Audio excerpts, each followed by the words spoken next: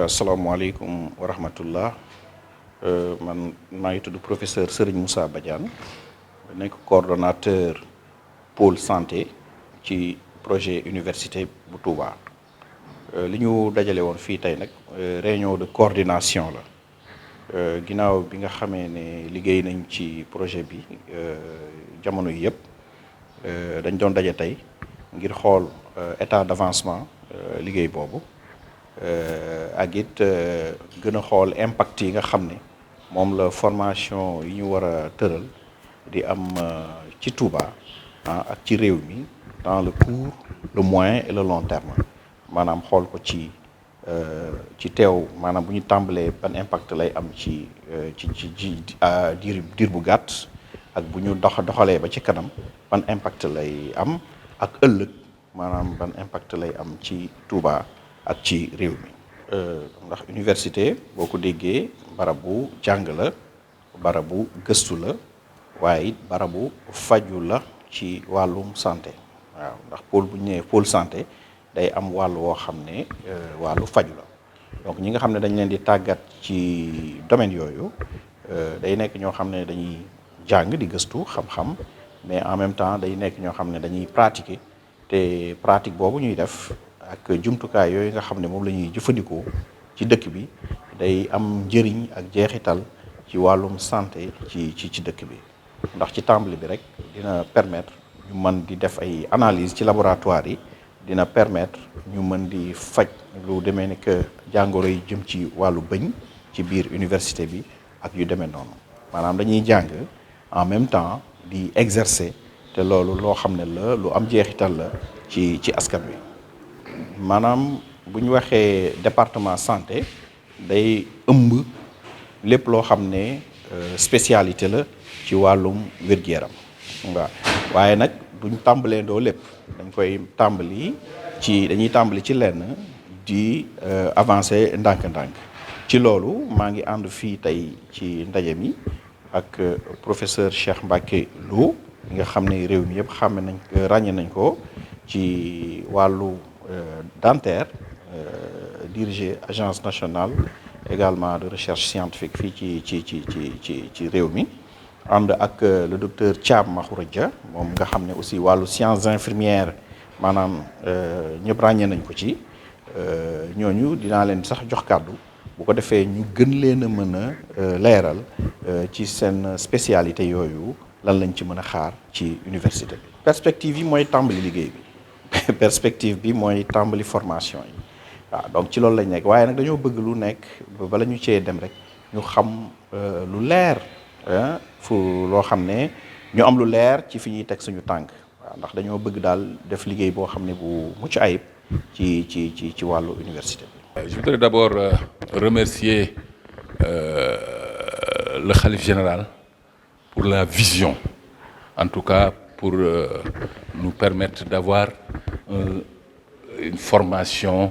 en dentaire ici à Touba. Remercier aussi Serigne Ahmadou Badiou, qui est notre porte d'entrée au niveau du khalife, qui porte notre projet et à qui nous donnons toutes les explications qui permettent au marabout de pouvoir prendre des décisions. Nous le remercions très sincèrement. Je voudrais aborder maintenant tout ce qui consiste, parce que le projet concerne 4 domaines. Il y a la médecine générale, il y a la pharmacie, il y a la chirurgie dentaire, qu'on appelle odontologie aussi, et enfin il y a les soins infirmiers. Mais moi, je m'appesanterai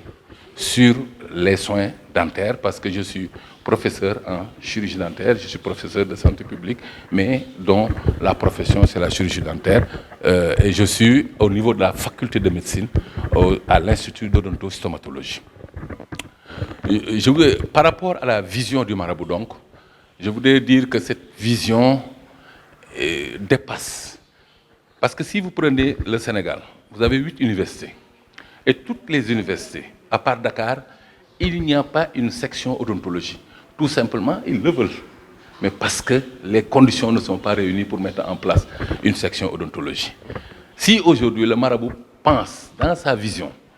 à mettre en place une section odontologie au niveau de Touba, mais nous ne faisons qu'applaudir et nous ne faisons que le soutenir. Nous, en tout cas, professionnels de santé bucco-dentaire. Et je dirais pourquoi plusieurs impacts. D'abord, je disais au Sénégal, nous avons 500 dentistes. Depuis que nous avons commencé à former, nous avons formé environ 500 dentistes. Et l'OMS recommande un dentiste pour 30 000 habitants. Nous, si nous faisons le calcul, à Dakar, nous avons le ratio. Nous avons peut-être un dentiste pour 20 000. En un moment, nous avions fait les études, un dentiste pour 25 000 à peu près habitants. Mais si nous sortons et que nous allons dans la région, par exemple, de Diourbel, vous verrez qu'on se retrouvera avec un dentiste pour 140 000 habitants à peu près. Et pourtant, quand vous allez en France, c'est un dentiste pour 2 000 habitants. Vous voyez, donc l'écart est énorme. Et donc, ce qui conforte d'ailleurs la vision. Ça, c'est le premier impact. Le deuxième impact, c'est que nous aurons un rayonnement international. Parce que tout simplement, il n'existe que 3 écoles dentaires aujourd'hui à Dakar, au Sénégal. Et dans la sous-région, en tout cas en Afrique de l'Ouest, il n'y a que 2 écoles dentaires, c'est Côte d'Ivoire et Sénégal. Et lorsque nous allons ouvrir cette section, ce qui est sûr, nous aurons minimum 200 demandes venant de l'extérieur pour s'inscrire à cette section-là. Ce qui fait un rayonnement international. Parce que c'est comme ça, effectivement, on dira la section odontologie de Touba. Et ce qui fera vraiment le rayonnement international de cette université, parce qu'on parlera de l'université de Touba à travers l'odontologie, parce qu'il y aura beaucoup d'étrangers qui viendront faire leurs études ici. Donc ça, c'est un impact sur le plan. Sur le plan maintenant local, nous savons tous que les soins dentaires coûtent excessivement cher. Ce n'est pas seulement au Sénégal, même dans les pays, parce que moi je suis économiste de la santé et j'ai fait des études par rapport à ça. Même dans les pays européens, mais la chirurgie dentaire, on ne touche pas. Vraiment, c'est pour les nantis. Aujourd'hui, à Touba, on sait très bien que dans toutes les familles, il y a des problèmes dentaires. Et ce serait intéressant d'ailleurs, et moi je m'y attellerai, de faire une enquête épidémiologique pour savoir les besoins ici, en tout cas au niveau de Touba. Et je sais qu'on aura, je mettrai un étudiant dessus d'ailleurs pour faire une enquête sur ça, et je suis persuadé qu'on aura des chiffres, en tout cas des prévalences très élevées. Ce qui fait donc que si on a cette formation ici à Touba, la formation, nécessairement, il y aura des fauteuils dentaires. Et nécessairement, il y aura des soins au niveau de l'université qui seront prodigués non seulement par les étudiants, mais supervisés par les professeurs. Ce qui fait que ce seront des soins de qualité. Et ça permettrait aux populations de payer moins cher et d'accéder à des soins de santé, surtout à des soins dentaires. Donc ceci va donc être un avantage sérieux pour les populations et ça va permettre de soulager donc les populations. Toujours sur le plan local, nous avons beaucoup de jeunes qui sont dans les écoles, qui sont en train d'apprendre, qui peut-être demain voudront faire la chirurgie dentaire. Ça permettrait d'avoir des ressources humaines aussi localement. Et la formation va permettre d'avoir des chirurgiens dentistes qui vont, après leur étude, quand même, combler le gap qui existe à Touba avec des installations, surtout même privées, mais également publiques. Et ceci va permettre quand même, sur le plan, en tout cas, couverture, de pouvoir couvrir la région, mais surtout le département. Et mais surtout, de permettre à toutes les régions qui tournent autour de pouvoir venir à Touba pour se soigner moins cher. Quatrièmement, ça va permettre aussi aux populations d'accéder aux spécialistes de chirurgie dentaire. Parce que la chirurgie dentaire, il y a plusieurs spécialités. Et ça va permettre aux populations, ceux qui allaient à Dakar, ceux qui allaient au Maroc pour se soigner, de pouvoir se soigner ici, parce qu'il y aura des enseignants spécialistes qui pourront les prendre en charge. Et globalement, c'est vraiment les impacts que nous pouvons dire. Et maintenant, il y a des impacts économiques. Ça, on y reviendra plus tard. Voilà vraiment les quelques impacts que je pouvais, en tout cas, vous livrer pour vous dire que dans la vision du Khalif, vraiment, elle est extraordinaire et nous en parlerons plus tard. En tout cas, c'est une chance pour le Sénégal et je pense que c'est une chance que nous allons saisir. Merci beaucoup. maa ngi leen di nuyu bu baax jiite nuyoo bi sëñ Mountakha di ko ñaanal mu yàgg lool te wér di nuyu bu baax sëñ Ahmad Badawi mi nga xam ne nii moom la sëñ Mountakha teg loxoom liggéey bi mu gën fi liggéey bi boobu léegi ñu nekk di ci yëngatu ci commission yi man maay Mor Faye professeur Mor Faye maa ngi nekk ci comité de pilotage élargi bi nga xam ne nii ñoo ànd ak si Ahmad Badawi di liggéey bi daal am mbégte rek ni liggéeyu tey bi day loo xam ne dafa ñëw roofu ci li fi newoon daal am daal liggéeyu am solo defoon ko ci ginnaaw ci commission yi yëpp di sàmmar li nga xam ne ni moom la ñu war a jàngale programme yi di ñëwaat nag encore tey di def benn ndaje moo xam ne nii ñu ko jigloon mbirum santé mi xam nga santé moom daanaka mooy lépp daal daanaka mooy lépp ndaxte boo amee wér-gu-yaram moom daanaka lu bari day daal di yomb daal léegi nag moo tax liggéey bu mel nii ñu rafetlu ko bu baax a baax rafetlu bu baax a baax xam naa Sëñ Ahmad Badawi yu kàddu mooy gën a jóg kaw waaye xam naa remercier bu baax a baax ñi nga xam ñoo ànd ak liggéey bi mu experts yi di fàttali tamit nii ñoom kàngam yu gën a kawe ci affaire yu njàngale ci université yi ci amee médecine ak aussi di wax tamit ni liggéey bi yaatu lañu def nag ndaxte même commission bi nga xam ne moo def programme yi ñi nga xam ñoo nekk ci dëkk bi ci hôpitaux yi dëkk bi ay Matlaboul Fawzayni ak Ndaamaatu ak ñëpp ñoo xam ci structure de santé yi bokk nañu ak experts yi liggéey bi pour que li nga xam ne mooy offre de programme bi di nekk loo xam ne ni day nekk correspondre li nga xam ne moom la waa Touba soxla ci affaire soins ak affaire formation te sax affaire bi sax roon sax Touba ndaxte gi nga ni nga ko déggee léegi daanaka lu ñu wax rek day romb Touba ndaxte day Touba nañ ci am seen bëgg te nañ ci gis seen njëriñ gox yi wër Touba ak réew mi yëpp dañ ci gis seen njëriñ daal mooy donc loo xam ne daal lu am solo lu baax a baax ci liggéey bi ñu def ci commission yi bi ñu tàmbalee ba léegi daal. Donc merci beaucoup. Je suis le professeur Serigne Moussa Badiane. Donc je coordonne le pôle santé dans le cadre du projet de l'université de Touba. Alors l'objet de la rencontre d'aujourd'hui, est une réunion de coordination en fait qui porte sur l'état d'avancement des travaux que nous avons eu à effectuer, mais également on devrait aujourd'hui donc, n'est-ce pas, réfléchir sur les impacts à court, à moyen et long terme donc des différentes filières que nous comptons donc lancer dans le cadre du pôle santé. Également, je suis accompagné du professeur Cheikh Mbacké Lo, directeur de l'Agence nationale de la recherche scientifique, qui est un éminent professeur dans le domaine de l'odontologie, qui va se prononcer également sur son département. Également, je suis avec le docteur Mahouredja Cham, n'est-ce pas, qui est reconnu dans le domaine des sciences infirmières au Sénégal, qui va se prononcer également sur ce volet-là. Voici donc les spécialistes qui m'accompagnent aujourd'hui pour discuter donc de ces questions. Alors, les impacts, il y a les impacts, nous avons des impacts immédiats parce que l'installation d'un département de santé au niveau donc, de l'université va avec l'installation d'équipements, notamment des laboratoires, notamment des fauteuils dentaires, et tous ces équipements vont servir aux populations. Donc d'abord, nous avons un cadre de soins qui sera mis en place, n'est-ce pas, pour certes l'enseignement, mais également pour des activités de soins dans l'université. Mais également, dans le moyen terme, il faut s'attendre à un renforcement donc, des ressources humaines en termes de soins au niveau de la ville de Touba, mais également l'élargissement donc, de l'offre de soins au niveau de la ville de Touba, mais également cette formation va participer au rayonnement de la ville de Touba au niveau international. Voici entre autres quelques aspects, n'est-ce pas, que je souhaiterais effectivement apporter, mais également il faut savoir que tout cela s'inscrit dans le cadre global du projet pédagogique de l'université. Je vous remercie. Asalaamaaleykum wa rahmatullah. Donc maa ngi gërëm sëriñ bi ak ñu àndal ci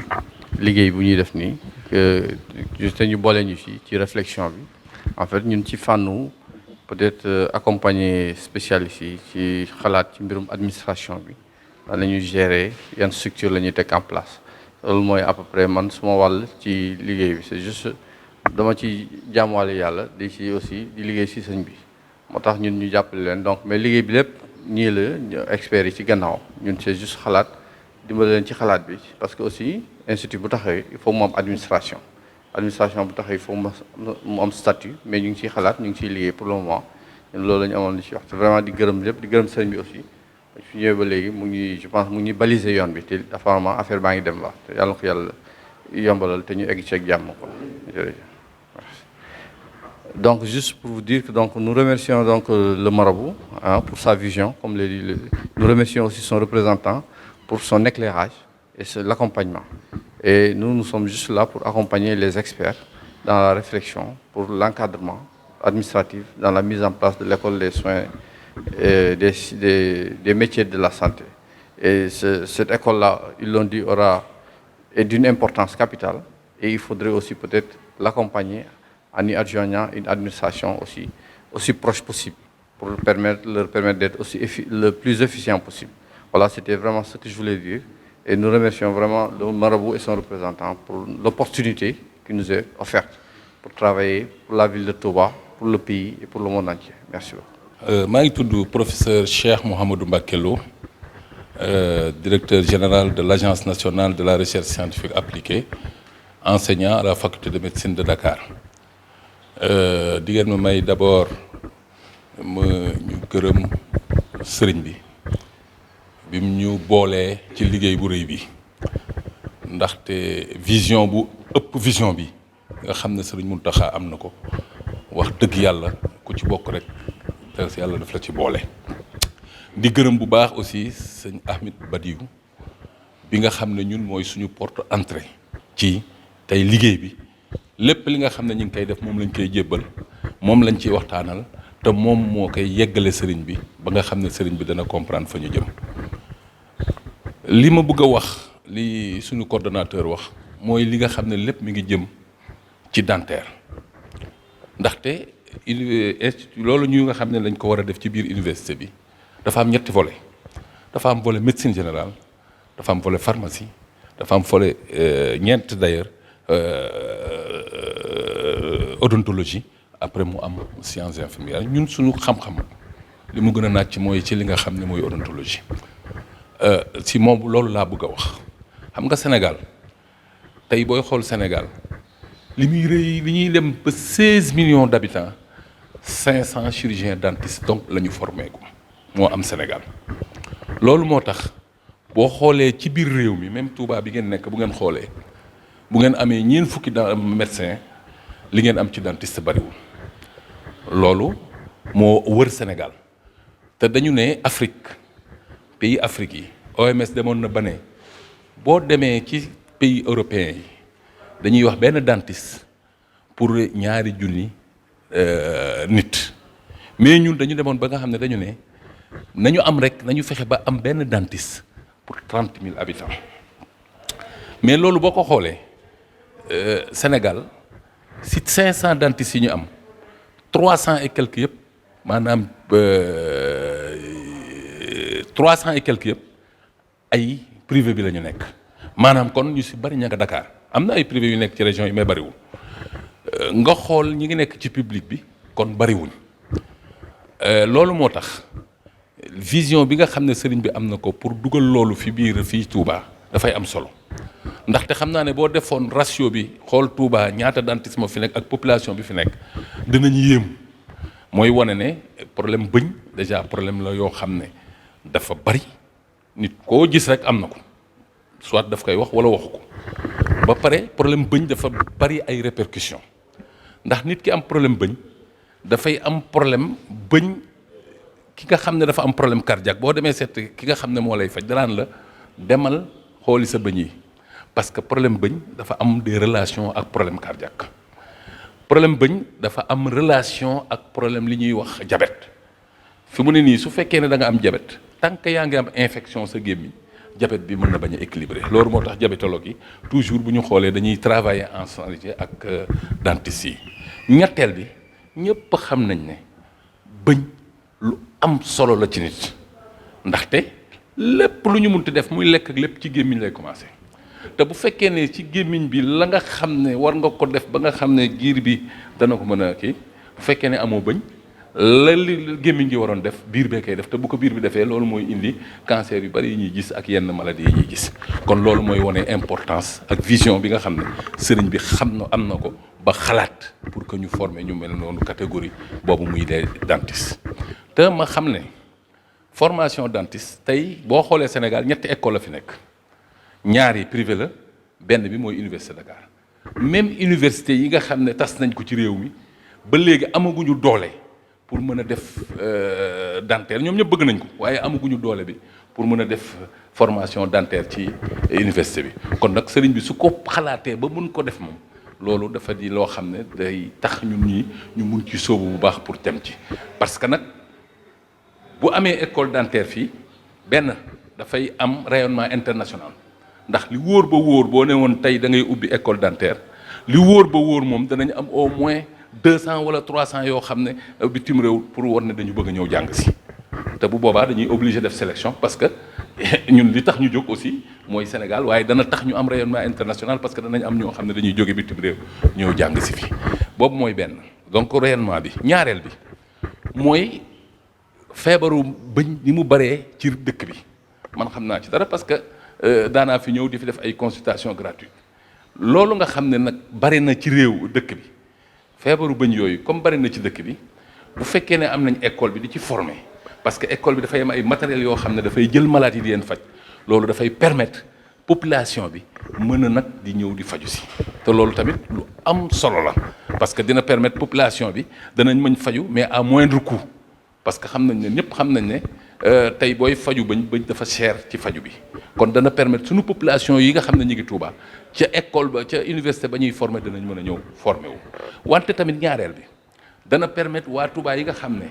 bëgg nañ dugg ci domaine boobu ñu mën a am ressources humaines yoo xam ne fii ci Touba la ñuy bokk mu am ay passerelles yoo xam ne dana permettre ñoom ñu mën a ñëw jàng dentaire ba nga xam ne dinañ mën a toog ci réew mi dinañ mën a toog ci Touba bi pour mu nga xam ne dinañ mën a pourvoir poste yi nga xam ne am na fi ñetteel bi mooy que ne dinañ mën a am centre de soins boo xam ne mën na nekk même ci hôpital bi ba nga xamee ne day nekk centre de soins parce que moo am ci yeneen dëkk yi te lépp loo xam ne am na ci dëkk yi rek mënuñu yéem war nañ ko mën a def fii bu boobaa dañuy am centre de soins boo xam ne day nekk ci université ba nga xam ne dafay am parce que dentisterie aussi dafa am ay spécialité te spécialité yooyu yàlla dafa def ñi nga xam ne néew ñu doole amuñu ci jot te bu boobaa danañ ci mën a am jot parce que centre de soins ba nga xam ne ñu ngi koy def au niveau de ci hôpital bu mag bi dana permettre ñëpp ñi nga xam ne bëgg nañ faju ci ñu jëm ci affaire bañ mën a dem faju kon loolu mooy wane ne wax dëgg yàlla projet la boo xam ne ñu bari bëgg nañ ko mënuñu ko am waaye ci sëñ Muntaxa moom moo xalaat loolu teg ko te kon ñun ñi ñëpp dañ ci war a jàpp man mi bokk na def naa pays yu nekk tey boo doon xool ñiy def formation dentaire Sénégal la ak Côte d'Ivoire mais yeneen dëkk yëpp amuñu ko Sénégal soit dañuy dem Côte d'Ivoire wala ñu ñëw fii te ñu si bari Sénégal la ñuy ñëw former kon nag bu boobaa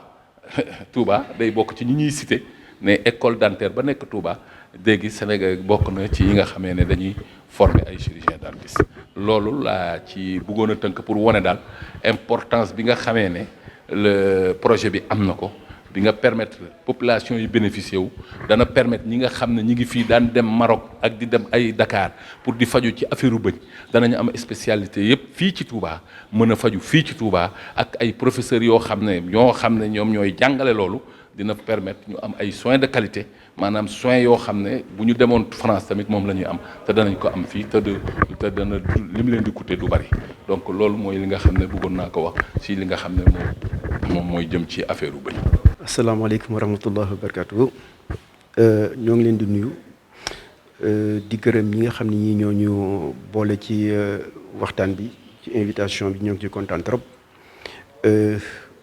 jëm ci joxe vraiment impact formation infirmière ak sage-femme fii ci Sénégal man docteur Makhourédia Thiam laa tudd may jàngale université Gaston Berger bu Saint-Louis ñoo ngi yëngatu ci yëf yi depuis maintenant plus de 30 ans expliquer vraiment importance su formation infirmière defe naa ne wax ko du jar guddal parce que xam nañ ne infirmiers yi sages-femmes yi ñoom ñoo nekk li ñuy wax cheville ouvrière système bi depuis la petite case depuis le CHU maanaam case de santé bi ba ca hôpital bi gën a mag foofa dem da nga fa fekk infirmier te loolu tax na te terewul doyul donc il faut ñu continuer def pourquoi Diourbel pourquoi par exemple Touba parce que simplement Touba dafa nekk ville bu nekk en extension mu am ay création partout population bi macha allah di ñëw di yokk kon ñu yaakaar ne def fi école boo xam ne bii dafay former ay infirmiers ak sages-femmes di toppatoo seen wér-gu-yaram population bi loolu ça devient une nécessité dañuy wax naan sax ay slogan oui qualité de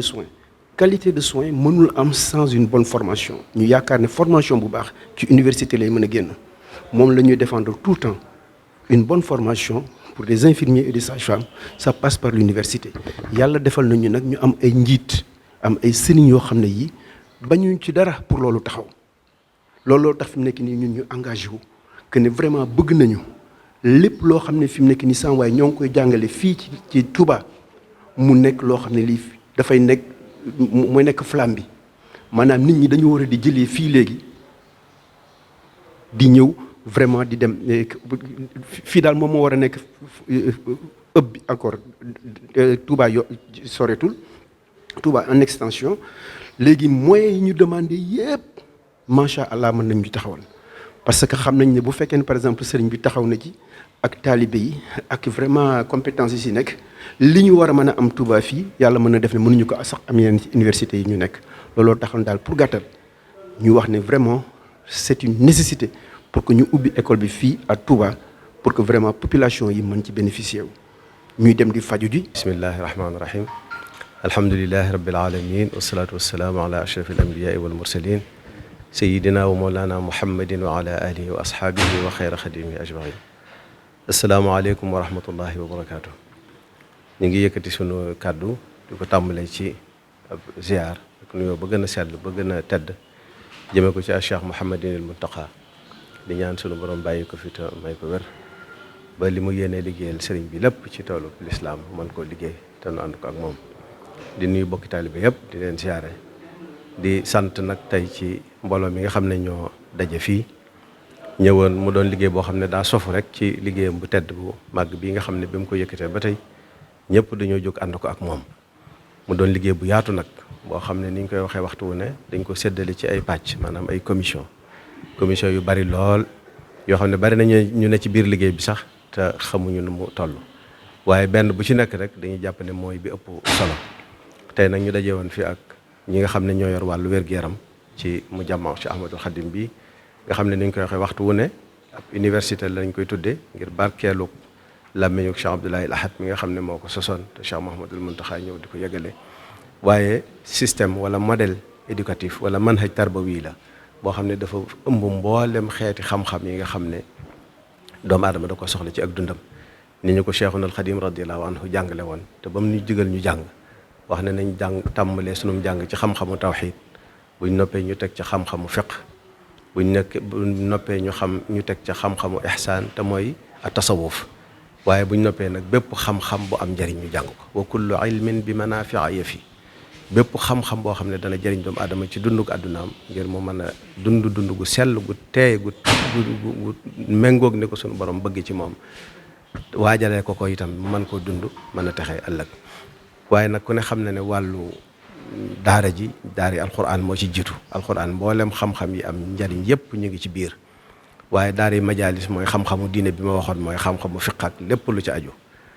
ak daara yi tasawuf mooy ihsaan nga xam ne bépp xam-xam bu am njariñ ci wàllu googu daf ci dugg